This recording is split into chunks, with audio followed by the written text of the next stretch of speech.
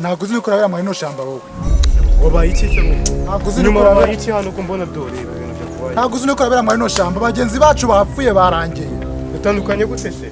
Ikintu cya mbere ngiye nabuze GPS yanjye nabonye ko. Niko kubwira ngo abantu twese twatandukanye muri ino shamba. Ninduri kubica muri iri shyamba ko tuje muri picnic. Ahubwo sinzi neza ko n'abakobwa twari kumwe nabo bakira amahoro. Cyo sinzi.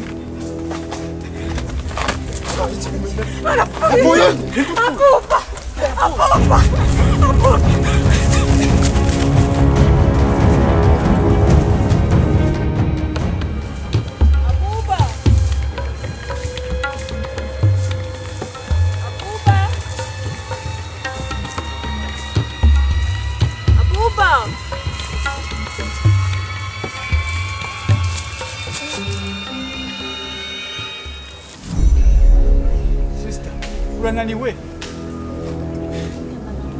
Mba wicaye kabanza ajya kwihana.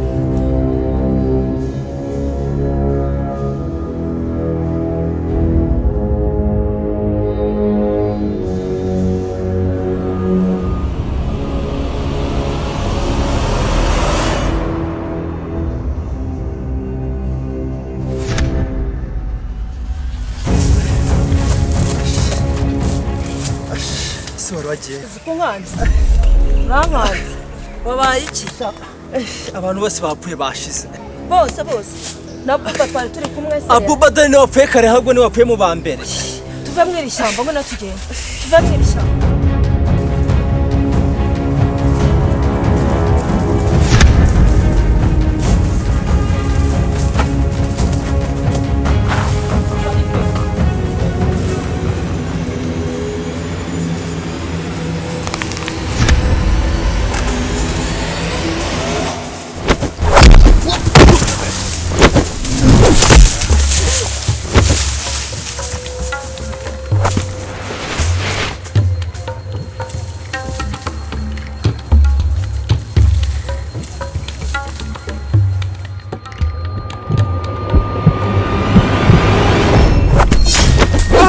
Wakinuwe n'igihugu.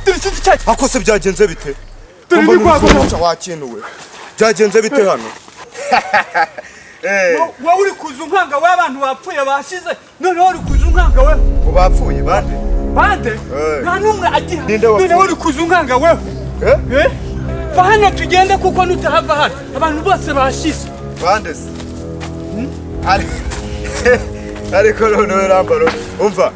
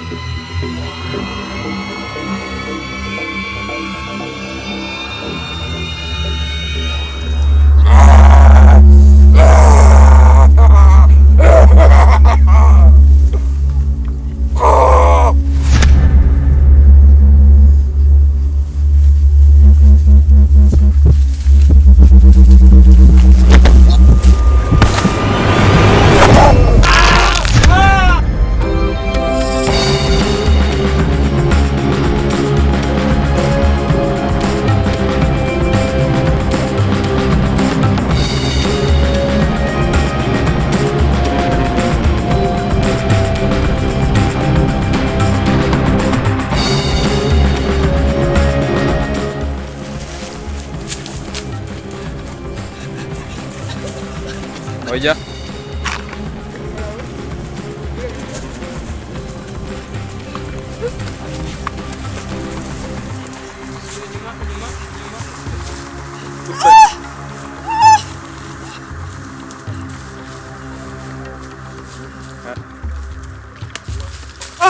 Wakintu ni jewe. Dufite cyagize.